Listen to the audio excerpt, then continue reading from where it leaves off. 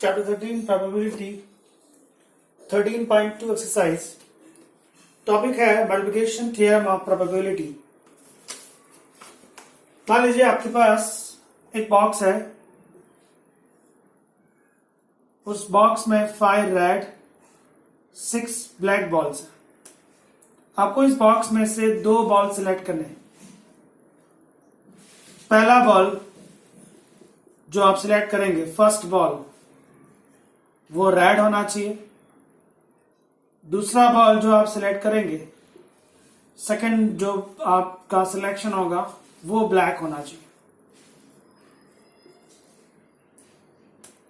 अब इवेंट्स के नाम दे दिया आपने। ए इवेंट है, फर्स्ट बॉल रेड है।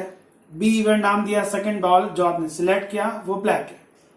तो पहले ए आएगा, उसके बाद बी आएगा।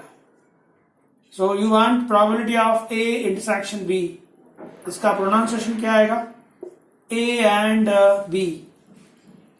ए एंड बी आप रीड करेंगे, first selection red and second selection black.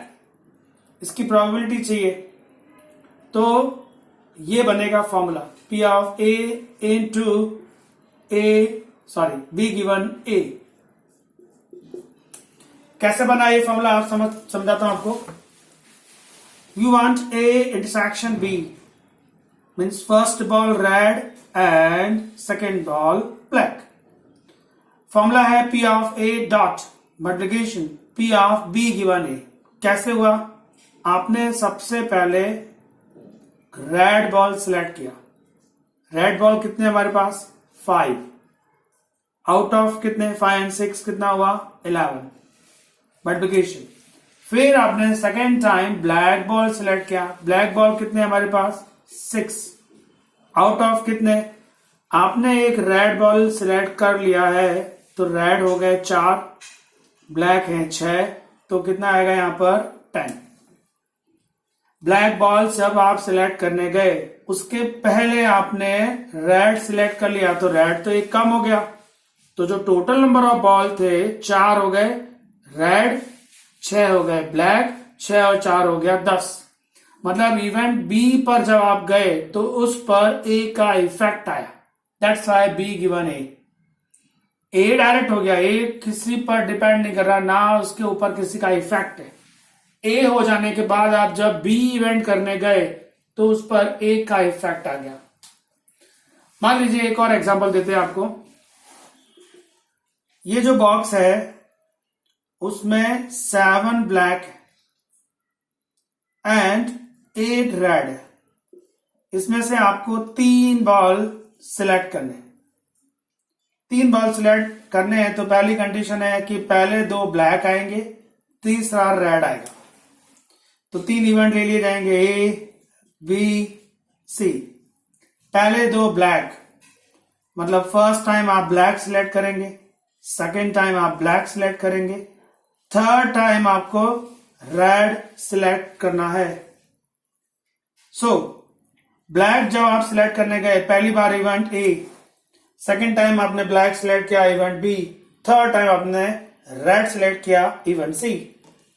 उसको आप मैथमेटिकली लिख सकते हैं A intersection B intersection C. You want the probability of this. What the meaning of this? A and B and C. You know well, intersection that means and the union that means or. So you want A and B and C. That means first black and second black and third red. इसका formula ऐसा बनने वाला है P of A dot B given A dot C given A intersection B. कैसे बना आपको समझाता हूं। आपने सबसे पहले ए इवेंट के लिए काम किया। ए इवेंट का मतलब फर्स्ट ब्लैक बॉल सिलेक्ट किया। ब्लैक बॉल कितने मेरे पास? 7 आउट ऑफ कितने हैं? 7 और 8 15। तो पी ऑफ ए का फॉर्मूला है 7/15। क्यों 7/15 है? ए क्या है? First time black ball select करो। ब्लैक बॉल कितने हैं? 7, टोटल कितने हैं? 15। That's why 7/15।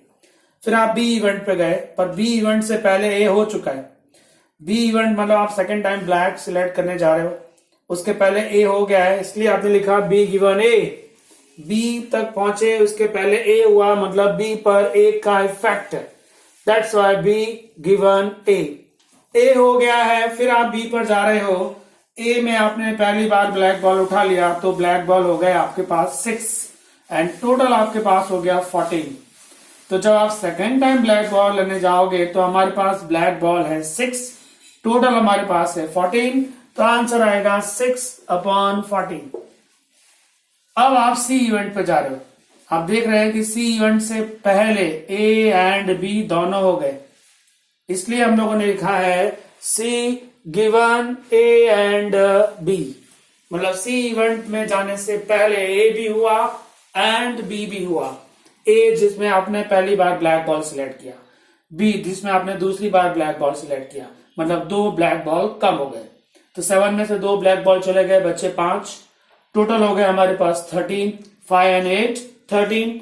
13 बॉल में से आपको सी इवेंट कहता है रेड बॉल सिलेक्ट करो। तो रेड बॉल कितने हैं मेरे पास 8, आउट ऑफ कितना बचा है 13, सो ये हो गया 8/13। अब सिंप्लीफाई करना है, जो आया वो आपका answer.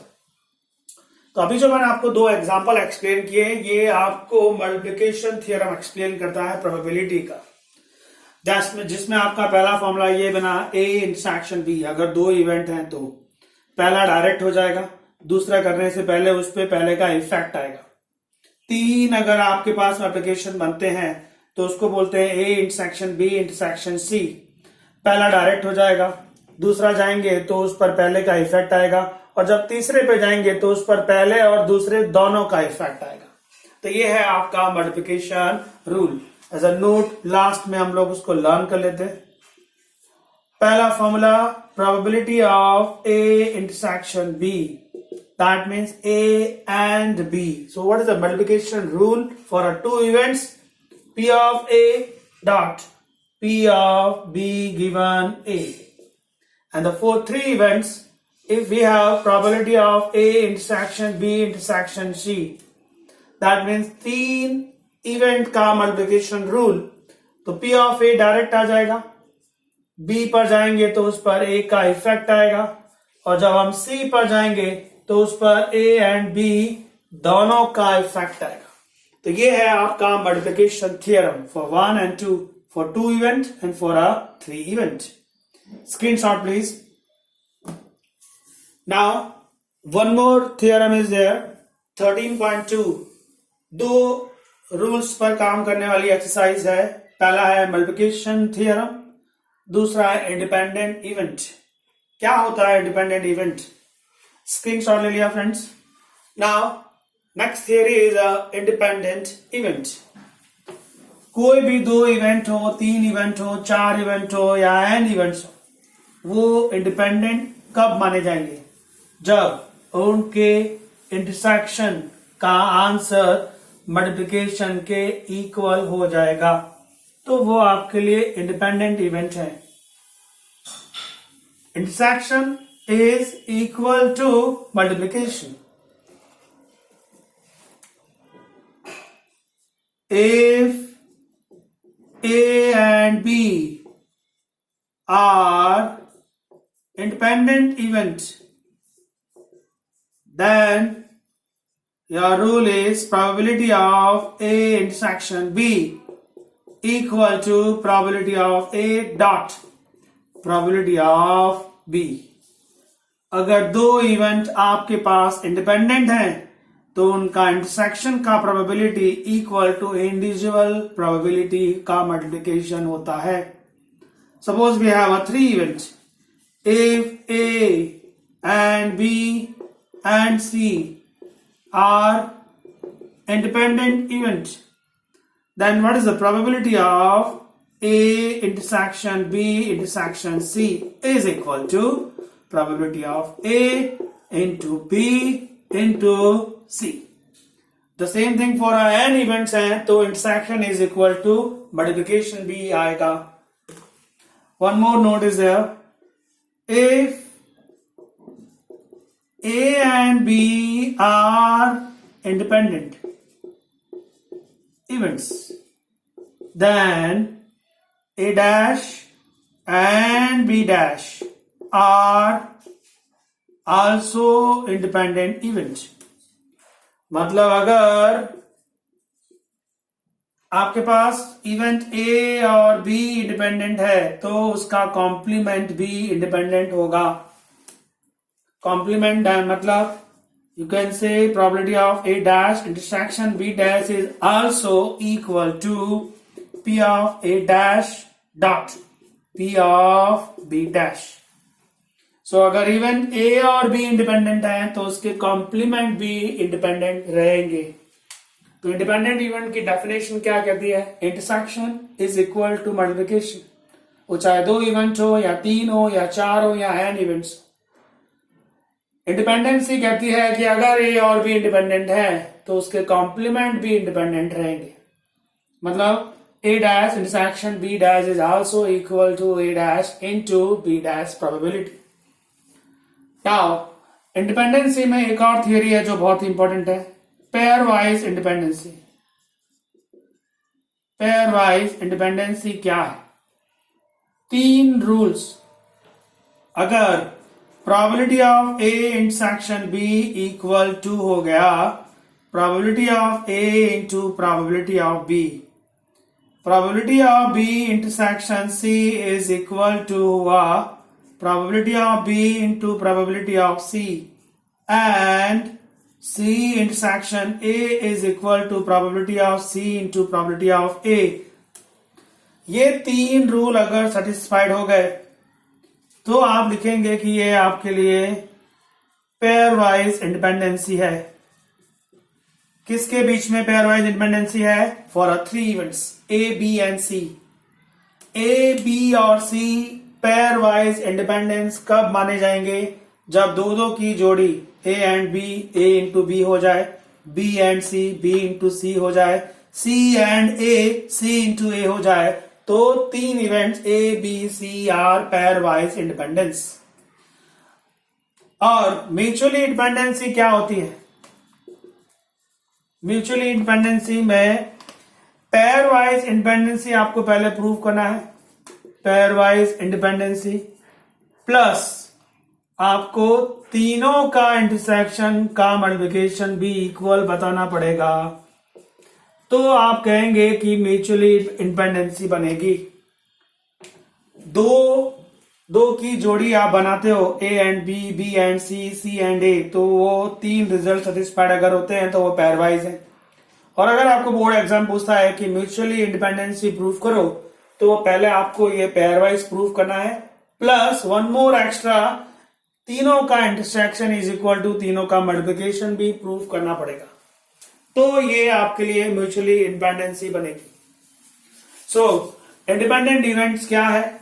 Intersection is equal to multiplication. वो चाहे 2 इवेंट हो या 3 हो या 4 हो या n. अगर ए और बी इंडिपेंडेंट है तो उसके कॉम्प्लीमेंट भी इंडिपेंडेंट रहेंगे. हमारे पास अगर 3 इवेंट्स हैं A, B, C और वो पेयर वाइज इंडिपेंडेंसी प्रूव करना चाहते हो, 3 events for A, B and C, pairwise independency, that means A intersection B is A into B, B intersection A is equal to B into C, C intersection A is equal to C into A आपको prove करना पड़ेगा. And mutually independency prove करना है तो आपको 4 result prove करने होंगे. First, second, third. What is your first result? P of A intersection B equal to P of A into P of B. Second, P of B intersection C is equal to P of B into P of C. And third, probability of C intersection A equal to probability of C into probability of A. तो ये आपका pair wise हो जाएगा. But we want to prove mutual independency, that means one more. And what is the last one?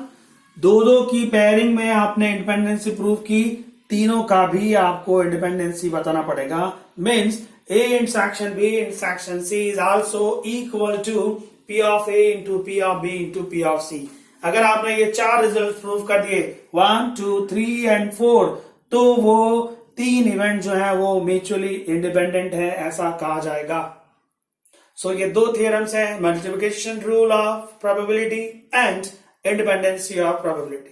तो ये 2 पर आपको 13.2 exercise solve करनी है. Screenshot please. 13.2 exercise question number 1 please.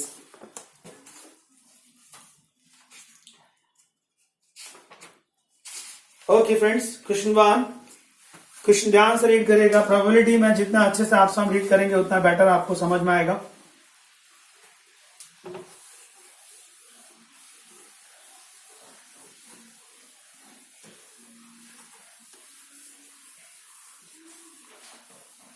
So your first question is P of A given 3/5. P of A given 3/5. Probability of B given 1/5. Find out probability of A intersection B.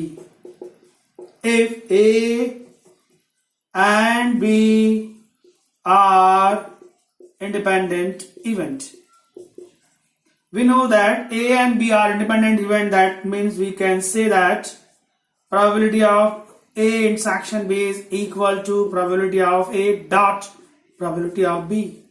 Just because of A and B are independent events. Now what is the value of P of A? 3/5. Value of probability of B 1/5. This is 3 into 1. 5 5s are 25. That's all. So probability of A intersection B have 3/25. Second sum please. 2 cards are drawn at the random and the without replacement from a pack of 52 playing cards. Without replacement means 1/1 selection. आपने जब first time card select किया वो card फिर वापस से 52 के pack में नहीं आएगा, वो बाहर चला गया. So you want to draw 2 cards 1/1 without replacement out of 52 cards. Find the probability that both cards are black. That means आपके पास 2 इवेंट होने वाले. तो आप सबसे पहले लिखेंगे event A, event B. 2 events की बात है. इवेंट A 52 कार्ड्स में से जब आपने पहली बार कार्ड सिलेक्ट किया और वो ब्लैक निकला, means first card is black. फिर आपने जब बी इवेंट पे गए तो उसमें आप लिखेंगे कि सेकेंड कार्ड जब आपने सिलेक्ट किया वो भी ब्लैक है.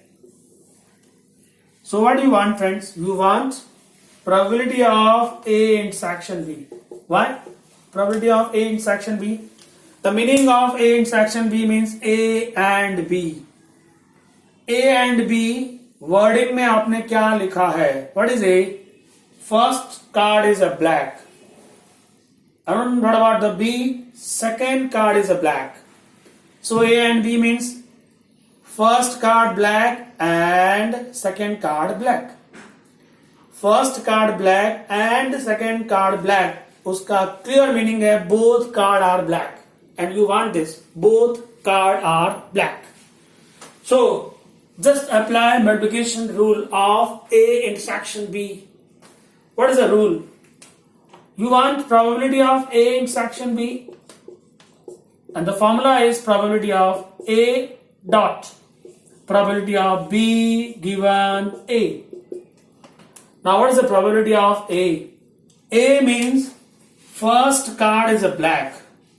52 कार्ड्स हैं आपके पास, उसमें से आपने एक कार्ड सिलेक्ट किया वो भी ब्लैक.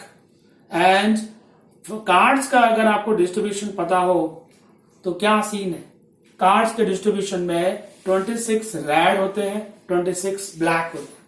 हमको ब्लैक कार्ड सिलेक्ट करना है. एक black card out of 52 cards.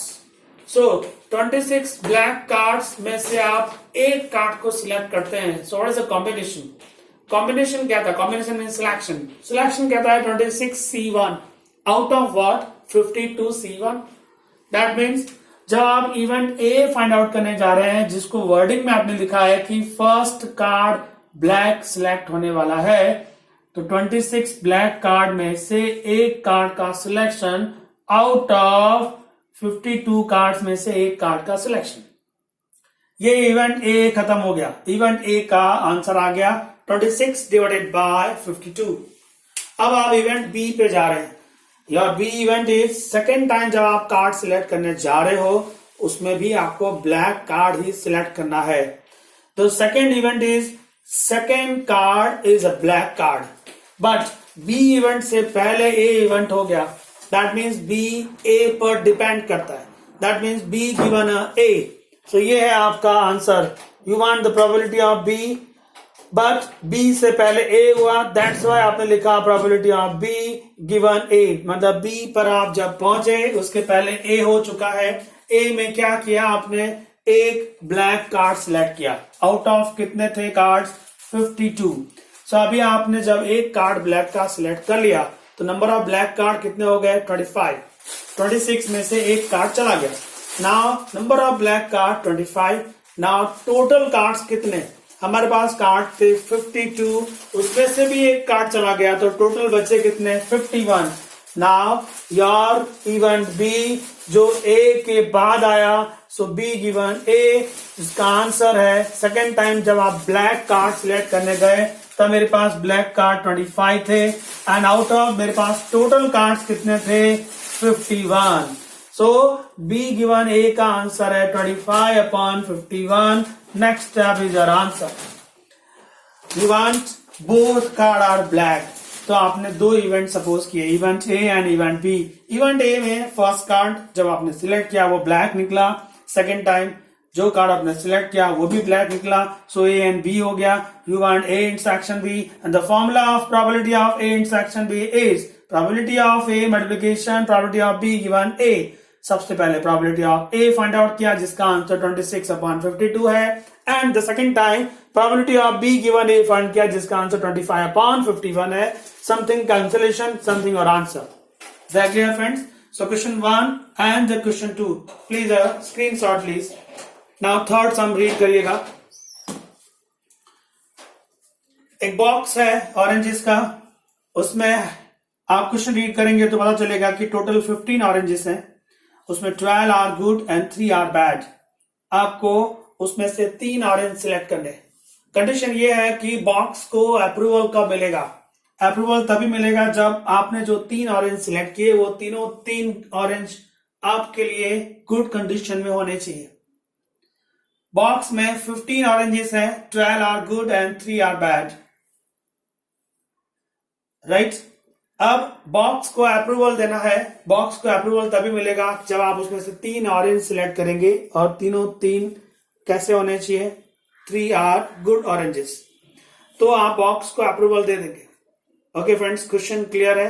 अब इवेंट्स में कन्वर्ट करते हैं सम्स को। आप क्वेश्चन फिर से एक बार देख लीजिए।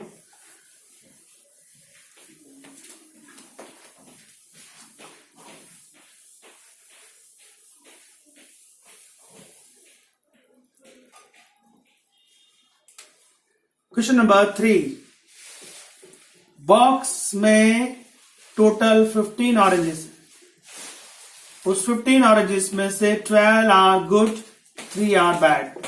आपको बोर्ड एग्जाम में ऐसा चित्रामण नहीं करना है। इसमें से आप 3 ऑरेंज सिलेक्ट करेंगे, 3 ऑरेंज आपको सिलेक्ट करने। ओके, अब हमारा जो मेन टारगेट है वो है बॉक्स को अप्रूवल मिलना चाहिए। बॉक्स को अप्रूवल कब मिलेगा, जब तीनों ऑरेंज आपके लिए अच्छे सिलेक्ट होंगे। एक भी ऑरेंज अगर खराब सिलेक्ट हुआ तो बॉक्स को अप्रूवल नहीं मिलेगा, वो अप्रूव नहीं होगा। तो आपके पास 3 ऑरेंज सिलेक्ट करने हैं, मतलब 3 इवेंट्स लेंगे आप, event A, event B, event C. क्या है इवेंट ए, आपने पहली बार जब ऑरेंज सिलेक्ट किया वो अच्छा था, फर्स्ट ऑरेंज जो आपने सिलेक्ट किया वो गुड कंडीशन में है, फर्स्ट ऑरेंज इज गुड। फिर जब आपने सेकेंड टाइम लिया वो भी अच्छा निकला, थर्ड टाइम सिलेक्ट किया वो ऑरेंज भी अच्छा निकला। So probability of A intersection B intersection C, क्या मतलब है इसका, A and B and C. A मतलब फर्स्ट टाइम जो ऑरेंज सिलेक्ट किया गया वो गुड है, एंड सेकेंड वाला भी गुड है, एंड थर्ड वाला भी गुड है। तीनों ऑरेंज अगर अच्छे हैं तो बॉक्स अप्रूव हो जाएगा। तो आपको इनडायरेक्टली क्या फाइंड आउट करना है, A intersection B intersection C, first is good and second is good and third is good. So अगर तीनों गुड हैं, फर्स्ट, सेकेंड एंड थर्ड, तो तीनों ऑरेंजेस गुड कंडीशन में मिलते हैं, सिलेक्ट होते हैं, तो बॉक्स अप्रूव्ड हो जाएगा. So you want A intersection B intersection C. And what is the rule? Multiplication rule of A intersection B intersection C is probability of A, probability of B given A, probability of C given A intersection B. चलिए P of A पर चलते हैं. What is the probability of A? Event A क्या है? 15 oranges हैं, 12 are good, 3 are bad. Event A is first orange जो आपने select किया वो गुड कंडीशन में. दैट मीन्स आपने वो ऑरेंज 12 में से लिया या 3 में से लिया? 12 में से लिया. 12 में से लिया. आउट ऑफ कितने ऑरेंजेस है हमारे पास? 15. So what is the probability of A? 12 out of 15. 12 में से एक ऑरेंज का सिलेक्शन डिवाइडेड बाय 15 में से एक ऑरेंज का सिलेक्शन. 12 क्यों लिया आपने? क्योंकि इवेंट ए में आपने कहा फर्स्ट टाइम जो ऑरेंज सिलेक्ट हुआ वो गुड कंडीशन में होना चाहिए. बॉक्स में 12 ऑरेंजेस गुड कंडीशन में है. सो 12 C1 divided by total is 15 C1. अब आप इवेंट बी पे जा रहे हैं. बी से पहले ए हो चुका है, मतलब बी पर ए का इफेक्ट है, इसलिए आपने बी गिवन ए लिखा है. बी पर जाने से पहले ए हो चुका है. ए का मतलब ये है कि आपने एक अच्छा ऑरेंज सिलेक्ट कर लिया है. एक अच्छा ऑरेंज सिलेक्ट हो गया है, तो 12 में से अब अच्छे ऑरेंज कितने बचे? 11 बचे, तो टोटल पर भी इफेक्ट आया ना बेटा. 15 टोटल थे, अब 11 बचे, तो 11 एंड 3 टोटल कितने बचे हमारे पास? 14. और इवेंट बी ये कहता है कि सेकेंड टाइम भी जो ऑरेंज सिलेक्ट किया जाएगा वो भी गुड कंडीशन में होना चाहिए. हमारे पास सेकेंड टाइम गुड कंडीशन में 11 ऑरेंजेस हैं आउट ऑफ 14 ऑरेंजेस. तो यहां पर आपको लिखना पड़ेगा 11 out of 14. 11 out of 14. This is your probability of B. But आपने बी गिवन ए क्यों लिखा? क्योंकि बी इवेंट पर ए का इफेक्ट है. अब आप इवेंट सी पर जाएंगे. सी इवेंट पर जाने से पहले 2 इवेंट कंप्लीट हो चुके हैं, ए एंड बी, इसलिए आपने लिखा है C given A and B. A and B होने के बाद सी आ रहा है, मतलब ए एंड बी दोनों का इफेक्ट सी पर पड़ने वाला है. सी इवेंट जिसमें आपको कहा जा रहा है कि थर्ड ऑरेंज जो आप सिलेक्ट करेंगे वो गुड कंडीशन में होना चाहिए. उसके पहले ए और बी इवेंट हो चुका है. इवेंट ए जिसमें आपने कहा था फर्स्ट टाइम गुड कंडीशन में ऑरेंज सिलेक्ट हुआ, बी जिसमें आपने कहा सेकंड टाइम गुड कंडीशन में ऑरेंज सिलेक्ट हुआ, मतलब 2 अच्छे ऑरेंज सिलेक्ट हो चुके हैं. अच्छे ऑरेंज मेरे पास 12 थे, 2 चले गए, बचे 10, तो टोटल पर भी इफेक्ट आएगा ना. अच्छे बचे हुए ऑरेंज 10 + 3 13, मतलब मेरे पास टोटल हो गया 13. उस 13 में से 10 अच्छे हैं, 3 खराब हैं. मुझे सी इवेंट चाहिए जिसमें कहा गया है अच्छा ऑरेंज सिलेक्ट करो. तो अच्छे ऑरेंज कितने बचे मेरे पास? ओनली 10 आउट ऑफ टोटल कितना है? 13. सो 10/13. कैंसिलेशन या जो भी आता है वो आपका आंसर, जो आपको इसमें से जस्ट मल्टीप्लिकेशन करना है और कुछ नहीं. कैसे मल्टीप्लिकेशन करना है? यू नो वेल, ये सब मल्टीप्लिकेशन में फ्रैक्शन है आपके लिए. फ्रैक्शन है, आपको कैंसिलेशन क्रॉस जो भी सिंप्लीफाई मेथड आता हो, यहां पर एक फ्रैक्शन वैल्यू आएगी. This is your answer. So friends, अब question number 1, 2 and 3 clear. Please add question number 4.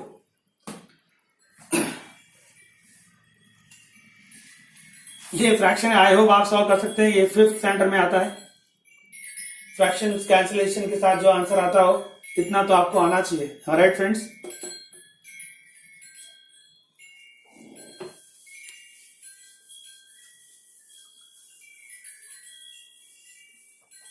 question number 4. A fair coin and base dice are tossed. एक कॉइन और एक डाई, अनबेस्ड डाई टॉस किया गया. तो sample space पहले लिख लेते हैं हम लोग. क्या आ सकते हैं? कॉइन टॉस करने का मतलब है हेड एंड टेल आएगा, और डाई टॉस करना है अनबेस्ड है, तो 1 2 3 4 5 और 6 आएगा. क्रॉस कर देते बेटा. H1 H2 H3 H4 H5 and 6. T1 T2 T3 T4 T5 and T6. तो total number of sample space मेरे पास 12 आ गए. जरूरत पड़ेगी तो उठाएंगे. अब इवेंट उसने आपको सामने से डिफाइन करके दिया. What is a event? Event A is a head appear on the coin, H on the coin. So A पर कौन कौन से आउटकम्स पॉसिबल है? H on the coin मतलब मेरे पास H1, H2, H3, H4, H5 और H6 सिलेक्ट हो जाएगा. बात करें नंबर ऑफ A की तो वो 6 आया. अब इवेंट B क्या है? इवेंट बी है 3 on the die. 3 on the die ऐसा कब हुआ? Please set. एक तो आया यहां पर H3 पर और एक है T3 पर. डाई पर आपको 3 मिलना चाहिए तो मेरे पास दो आउटकम्स आए. एक था H3 और दूसरा आया है T3. Now number of B हो गया हमारे लिए 2. अब आप बात करो ए इंटरसेक्शन बी की. देख सकते हैं ये ए है ये बी है, दोनों का इंटरसेक्शन एक ही आया H3. H3 आया तो number of A intersection B आपके पास है 1. अब मेरे पास नंबर ऑफ ए 6 है, नंबर ऑफ बी 2 है, number of A intersection B 1 है, number of total sample space 12 है. सारी वैल्यूज हैं. मुझे चेक करना है ए एंड बी इंडिपेंडेंट है या नहीं. इंडिपेंडेंसी कब बनती है? जब probability of A intersection B equal to probability of A into probability of B हो जाए. अगर ये प्रूफ हो गया तो वो इंडिपेंडेंस है, अदरवाइज नहीं है. चलिए फाइंड आउट करते हैं. Probability of A into probability of B क्या आएगा? Come on, how to find probability of A? Number of A है 6, आउट ऑफ सैंपल स्पेस है 12 into probability of B. Number of B है 2, out of sample space 12. This is 1/2, 1/6 तो answer आया 1/12. Now find out probability of A intersection B please. Number of A intersection B is 1, out of sample space है 12. तो आप देख सकते हैं कि P of A into P of B का आंसर 1/12 है. P of A intersection B का आंसर 1/12 है. That means you can write this is equal to P of A into P of B. So आपने prove किया कि P of A intersection B is equal to P of A into P of B. That's why A and B are independent events. Screenshot please. Now question number 5 please.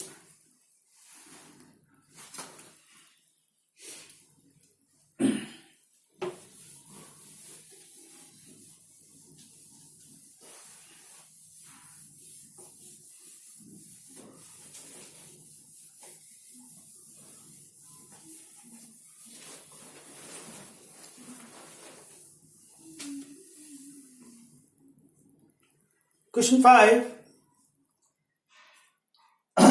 एक die है जिसमें 1 2 3 जो number है वो red में है, 4 5 6 number जो है वो ग्रीन में है. ओके, सैंपल स्पेस है मेरे पास 1 2 3 4 5 6. उसमें जो 3 नंबर है वो रेड में है. कौन से है वो 3 नंबर? 1 2 एंड 3. और जो 4 5 6 नंबर है वो आपके लिए ग्रीन में है. ठीक है, क्या उसने इवेंट डिफाइन करके दिए सामने से? Yes. Event A, number of sample space आपको दिख रहा होगा 6 है. इवेंट ए स्टेटमेंट दिया है A be the event the number is even. Number is even मतलब आएगा 2 4 6. सो नंबर ऑफ ए हो गया आपके लिए 3. Probability of A find out कर ही लेते हैं, 3/6. अब इवेंट बी भी डिफाइन किया गया. B is the event the number is red. The number is red. Red जो है वो कौन से है जो रेड नंबर में लिखे गए? 1 2 3 है. सो नंबर ऑफ बी आपके लिए आया 3. सो इंप्लाइज प्रोबेबिलिटी ऑफ बी वो आएगा 3 आउट ऑफ 6. वापस से इंडिपेंडेंसी चेक करनी है तो आपको इंटरसेक्शन की जरूरत पड़ेगी. So find out A intersection B. क्या है ए और बी दोनों में कॉमन? 2 4 6 ए है, 1 2 3 बी है, कॉमन नंबर एक ही आया वो है 2। So number of A intersection B हो गया 1। Probability of A intersection B आएगा 1 out of 6। Now find out please P of A into P of B. What is P of A? P of A is 3/6। P of B आया है आपके पास 3/6। तो ये तो हुआ 1/2 into 1/2 equal to 1/4। This is not equal to 1/6। That means P of A intersection B is not equal to P of A into P of B। तो proof होता है कि A and B independence event नहीं है आपके लिए question number 5 में। Is that clear, friends? Screenshot, please. Now, question number 6. Again, independency की बात है। उसने पूछा है कि क्या इंडिपेंडेंट है या नहीं। Intersection is equal to application अगर आया तो इंडिपेंडेंसी है, otherwise no. Question number 6 read कर लीजिएगा।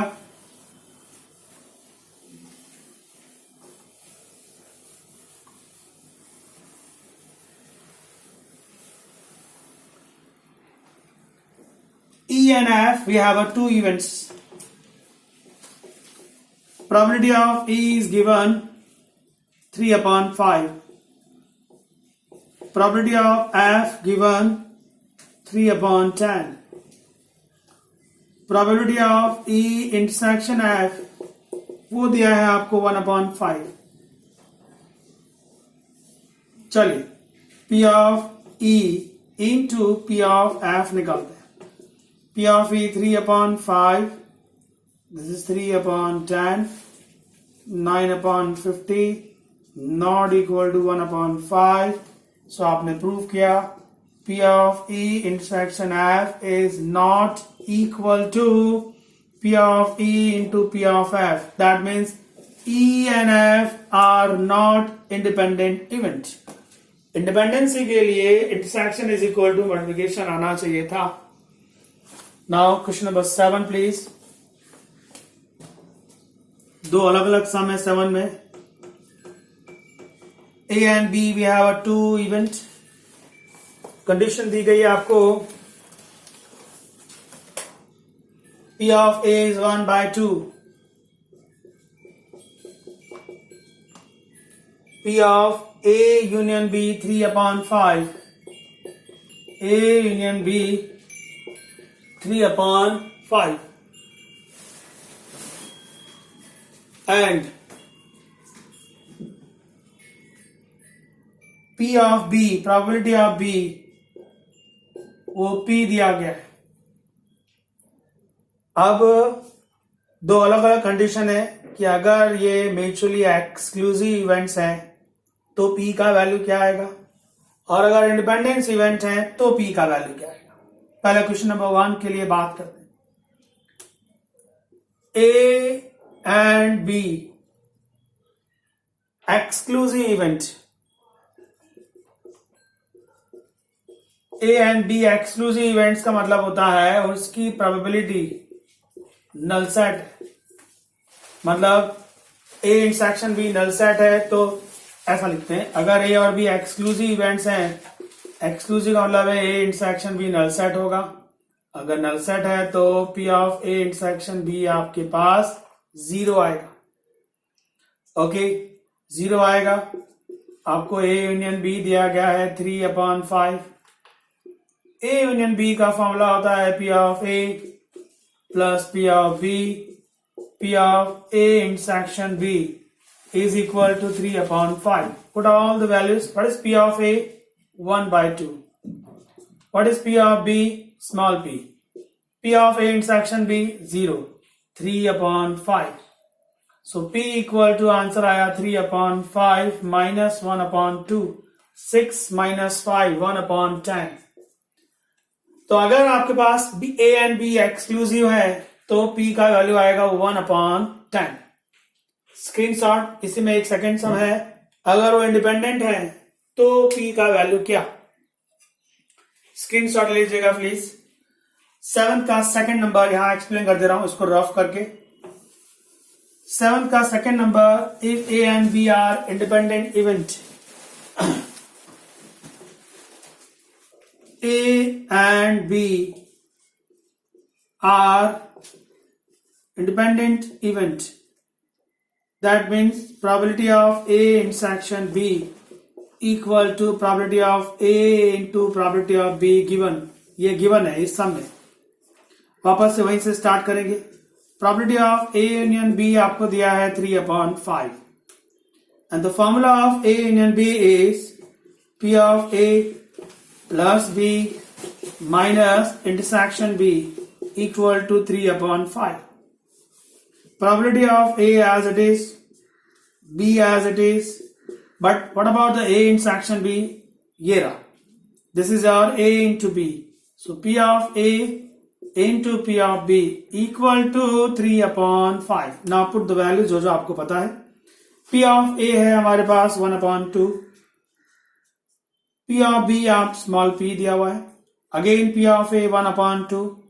P of B आपको p दिया हुआ है 3/5. ये 1/2 सामने जाएगा. P माइनस 1/2p मतलब 1/2p बचेगा. 3/5 minus 1/2. P minus half p है ना, तो p/2 बच गया आपके लिए. फाइनली आंसर क्रॉस में कर दे रहा हूं बेटा. 6 माइनस 5 1/10. 2 भी सामने गया. 2/10 मतलब 1/5 इज योर आंसर. तो जब एक्सक्लूसिव होंगे तो आंसर 1/10, इंडिपेंडेंस होंगे तो आपका आंसर 1/5. ये क्वेश्चन नंबर 7 है आपके लिए. स्क्रीनशॉट ले लीजिएगा बेटा. Now question number 8.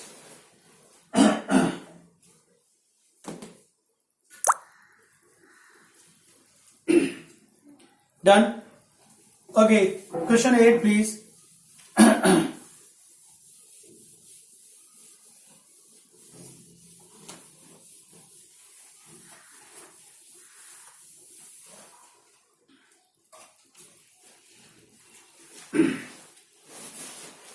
Sum है A and B independent event given. Question 8. A and B independent events ये given है. That means probability of A intersection B equal to probability of A into probability of B. ये दिया हुआ है. और क्या दिया है वो कॉपी कर लेते. 8th में आपको P of A दिया है 0.3 एंड P of B दिया है 0.4. पहला क्वेश्चन डिमांड किया गया, find out probability of A intersection B, और वो तो आपको इंडिपेंडेंसी की वजह से इंटरसेक्शन की जगह क्या आ जाएगा, मल्टीप्लिकेशन. So 0.3 multiply with 0.4. 0.3 जो प्रोबेबिलिटी ऑफ A दिया गया था आपको एंड 0.4 जो आपको प्रोबेबिलिटी ऑफ B दिया गया था, मल्टीप्लाई हो गया 0.12.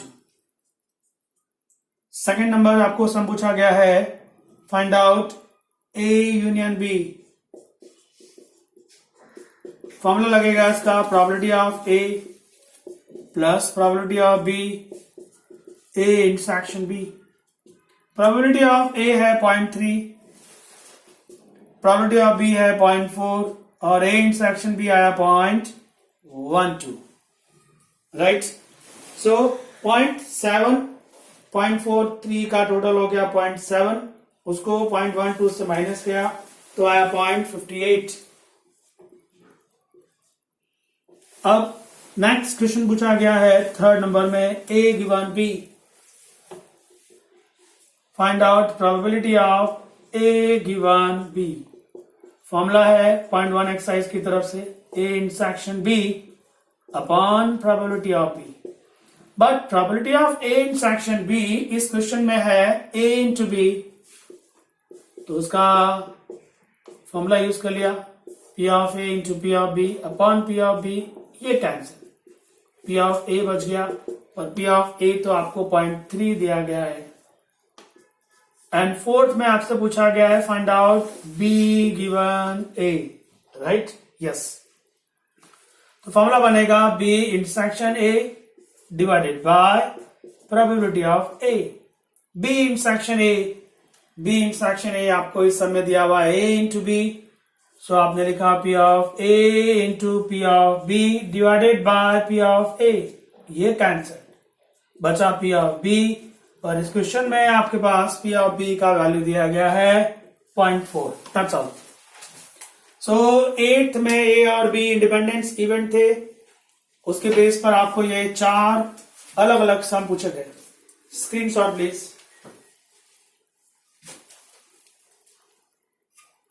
Now question number 9 please.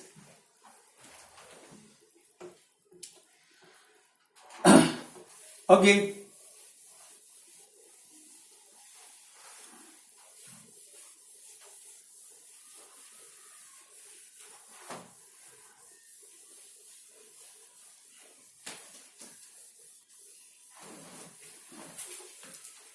ninth number, A and B are two events, A given, B given, intersection given. Find out not A and not B. Okay, question 9. Probability of A given, this is 1 by 4. Probability of B given, 1 by 2. Probability of A intersection B given 1 by 8. कहीं पर भी नहीं लिखा है आपको A और B independent है, याद रहे। You want not A मतलब A डैश, and मतलब इंटरसेक्शन, not B मतलब B dash. You want this A dash मतलब not A, and लिखा है तो इंटरसेक्शन, बी डैश मतलब नॉट बी, ये आपकी डिमांड है। चलिए स्टार्ट करें। Probability of A and B, इन दोनों का डैश अगर मैं ब्रैकेट के बाहर लगाता हूं तो बीच का जो साइन इंटरसेक्शन है वो यूनियन में कन्वर्ट हो जाएगा। अब अगर आपको डैश कॉम्प्लीमेंट हटाना है तो 1 माइनस कर सकते हैं आप, तो 1 माइनस ए यूनियन बी हो जाएगा। अब ए यूनियन बी का तो फॉर्मूला है P of A plus P of B minus P of A intersection B। अब आपके पास सारी वैल्यूज हैं। P of A है 1 by 4, P of B है 1 by 2 और A intersection B है 1 by 8। कैलकुलेशन करेंगे, next step is answer. Screenshot please. 9 सम।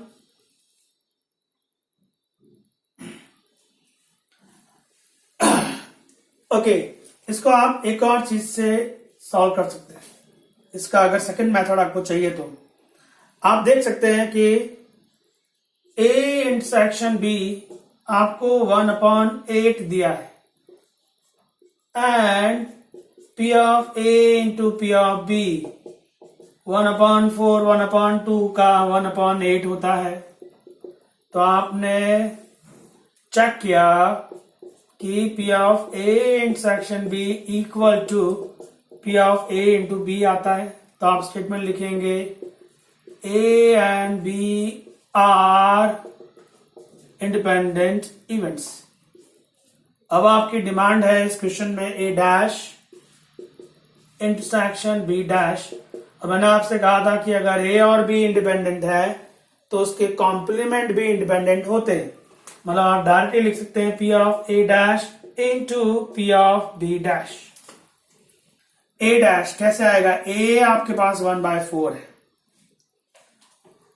तो A dash 1 minus P of A होता है and B dash 1 minus P of B होता है।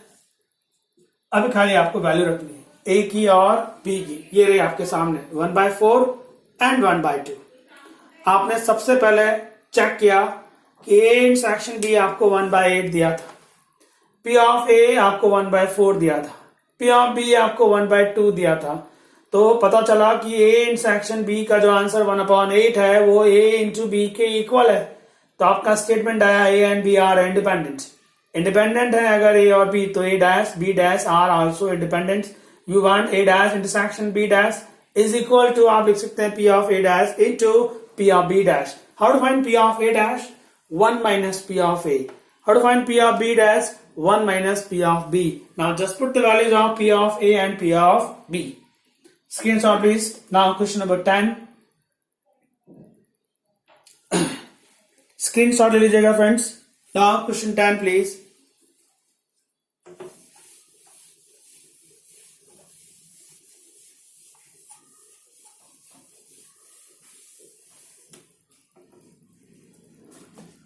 ओके, 10th में है A and B are two events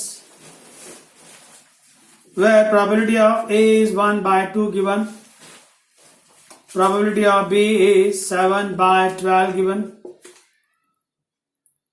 Not A or not B. Not A मतलब A dash और मतलब यूनियन, not B मतलब B dash, वो आपको 1/4 दिया हुआ है। Not A means A dash, or means union, not B मतलब B dash is equal to given 1/4।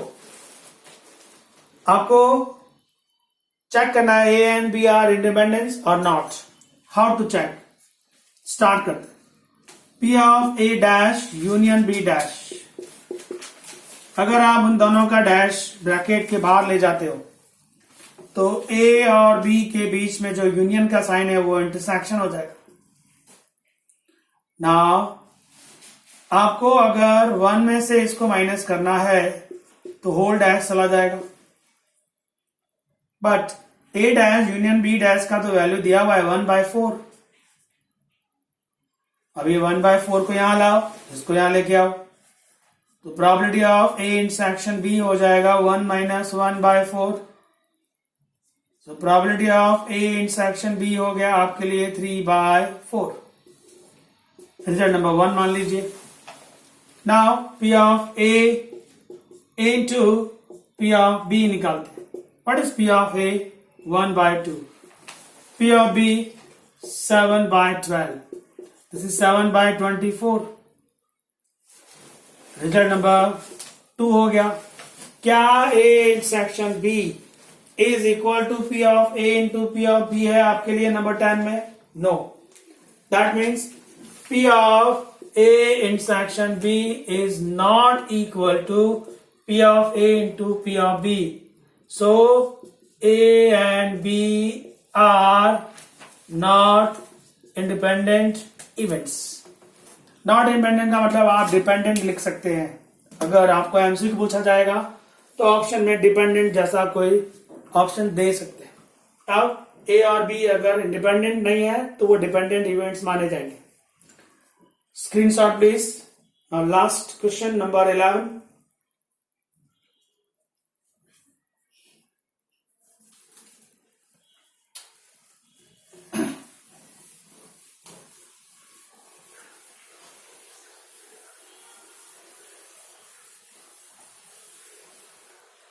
Question 11 में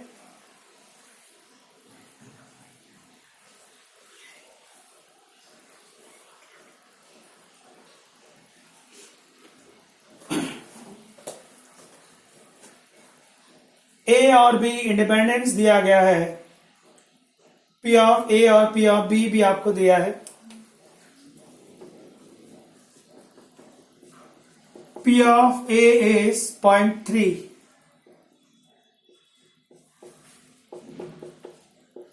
.6 and A and B independent है। A and B independent events, therefore intersection is equal to multiplication।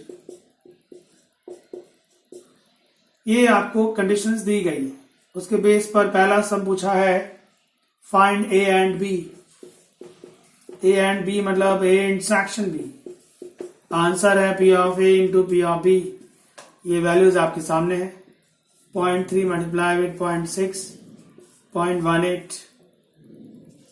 दूसरा सम आपसे पूछा है A and not B, A and not B मतलब B dash. आपको इसका formula पता होगा, this is P of A, जिस पे डैश नहीं है वो लिखो, माइनस में वो डैश चला जाएगा। A पर डैश नहीं है तो P ऑफ A पहले आएगा, माइनस में वो B का डैश चला गया। Just put the values. P of A is 0.3 and A intersection B is 0.18. So 0.12 is your answer. Third question demand is A or B. A or B मतलब A union B.